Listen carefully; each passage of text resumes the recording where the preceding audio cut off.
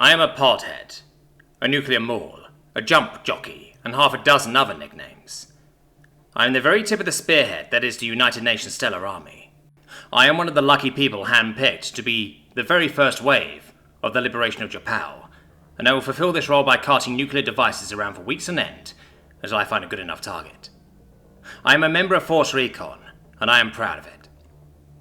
The enemy, for once in my career, is largely unknown, to the point we haven't even gotten a name for them, merely the enemy. Their fleets outgun ours, we think, so chances are their troops on the ground easily outgun little old me, not to mention vastly outnumber my team. But they can't outmaneuver us in orbit, and for the past month our navy has whittled away their fleet strength in hit and runs, so I am fairly confident they will eventually be able to extract me once this job is over. And they've never had to deal with one of us before, so I expect to run rings around them. Regardless, I've not done anything to piss off Allah as far as I can tell, so I suspect things will go well. My morning prayer was performed in full battle armor, and I'll be extra sure to keep on top of things when I'm down on the planet. My armor's clock keeps track of the appropriate times, so I won't have an excuse either. I walk down the central deck of the ship, heading for my ride to the planet below. My unit's transport, this time, is a stealth vessel gliding its way towards the planet of Japao. Given the circumstances, there's only one way we can make it down without getting immediately blotted out of the sky. The pods. And so I arrive at the missile bay, finding the rest of my team congregating.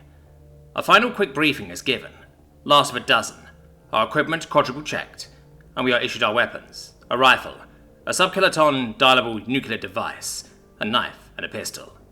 My other supplies such as food and medicine are checked. I am provided with the more conventional explosives I may need, and after a few more moments, we begin loading. My pod, as it sits before me, looks simply like a large bus-sized cylinder, stood tall and cut in half, to reveal a cramped seating compartment within. I clamber inside, careful that all my equipment is correctly placed. Then a technician straps me into a vast network of straps to keep me perfectly seated, simultaneously plugging my armor into the life support gear and its sensors. Once they're done, I switch to my air supply, and the top of the cylinder is lowered and fused together, sealing me inside the pitch-black, airless pod. I am now utterly cocooned, unable to escape the pod by any means short of cutting myself out. There was no reason to include a hatch on it, after all. That just adds more weaknesses. The next few moments progressed relatively quickly. The remaining members of my unit, all 8 of us total, are loaded into a pod. Then, I feel as my pod slowly moves along and about the ship until it is placed into a missile tube. With a few neural commands, my heart flashes up the mission clock in the corner of my view, then the sensor picture from the pod itself. We go another minute before the clock enters its final few seconds. On 0, we are launched, tossed out to the silo by a combo of high-powered piston and rocket motor. If it wasn't for the gravity generators in my armor working overtime, I'd probably be wiped out in an instant.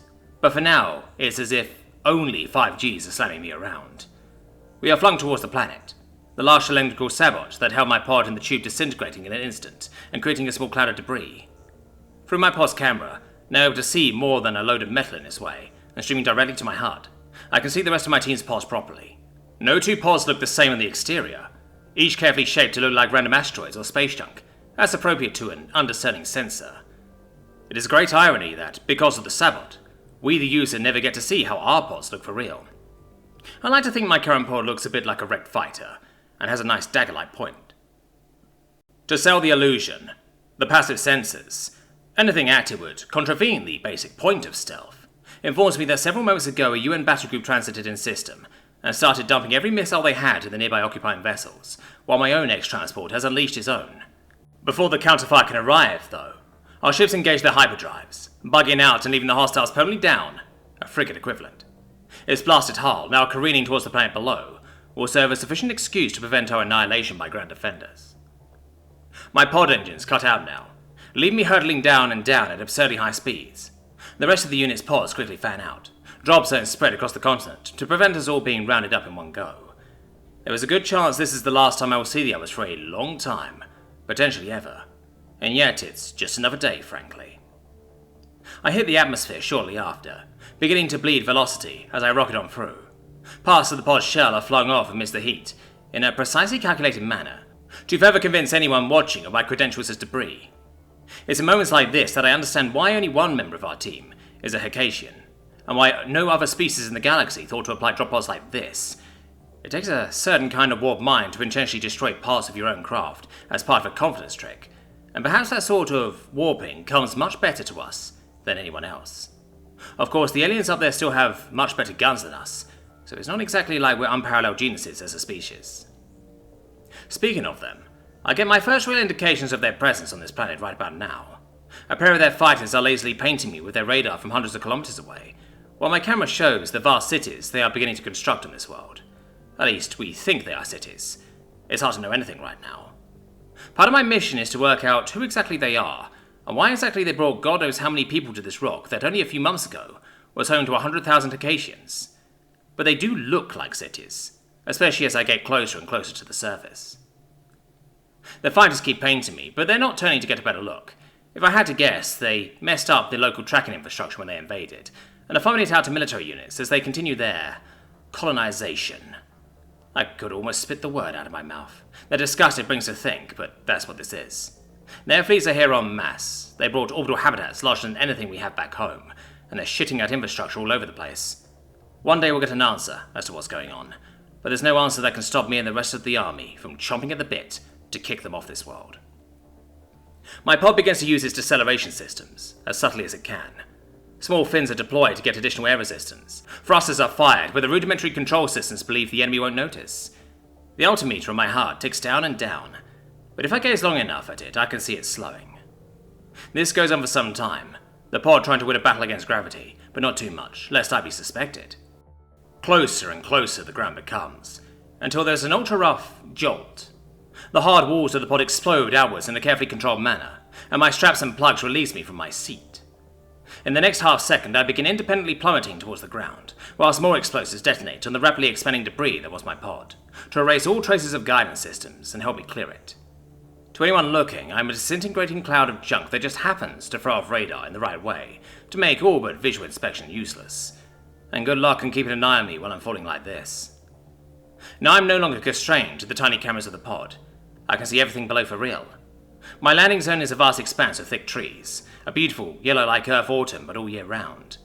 They stretch uninterrupted off into the distance, a thin rail line, and a wonderful little tourist centre, presumably shuttered by the occupiers. The only visual sign this world is inhabited. I have spent weeks studying this area in excruciating detail, memorising every feature, and yet it's still breathtakingly beautiful. This is my favourite type of landing zone, beating even the beautiful vistas of a mountain drop.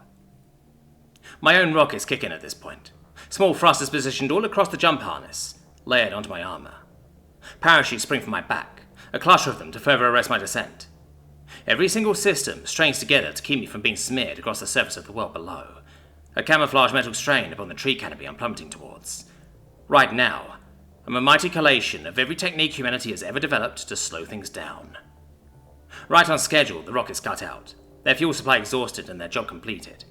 I glide into a small clearing I had targeted earlier, still going a little too fast for my liking. Before I hit the ground, though, my rucksack is decoupled from its current mounting point, falling down and dangling below me, connected to the harness. A final set of thrusters join the struggle, blasting away so hard I very nearly end up hovering. What little momentum I had left is quickly whittled down by the process until I gently touch down. In a matter of minutes, I bury the harness and shoot to miss the grass, and put my rucksack in its rightful place upon my back. I check my rifle, the sub-kiloton nuclear device strapped to my lower back, and the systems of my armour, finding all in prime condition. As I begin to stride off towards my target, confident in the knowledge the coming weeks will bring an assault of unprecedented proportions to this beautiful world, one thought crosses my mind. I love my job.